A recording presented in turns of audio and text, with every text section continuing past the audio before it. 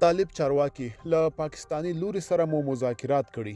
سلام، وخت مو په خیر. پوره جزئیات په پښتو پلس کې راسره وګورئ. پښتو پلس تل ستاسو په چوپړ کې.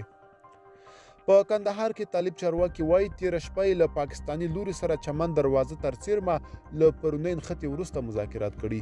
یوه ویډیو چې د کندهار لپاره د طالبانو حکومت د والي ویان حاجي زید نن سهار ازادي راډیو ته رالیږلي، پکې لیدل کېږي چې د کندهار په سپین بولدک کې په ډیورند کرښه د چمن دروازه کې نن سهار سلګونه کسان له دواړو خواوو تګ راتګ کوي. دا لاره پرون د طالبانو او پاکستاني عسکرو ترمنځ دروازې ته نږدې له سختې نښتې وروسته د څو ساعتونو لپاره وتړل شوه. په دې نښته کې چې دواړه لوري یې پړه پر یو او بل اچوي، د هوان او توپ ډزې هم شوي. حاجي زید نن سهار ازادي راډیو ته وویل نښته کې د دوی یو عسکر وژل شوی او د 3 ملکیانو په ګډون 14 تنه ټپیان شوي دي. نوموړي په خپلو پیغامونو کې لیکلي له نښتې وروسته تېره شپه دواړو لوري مذاکرات کړي او هوکړې کړي چې هر ډول ستونزې به د خبرو له لارې حلوي.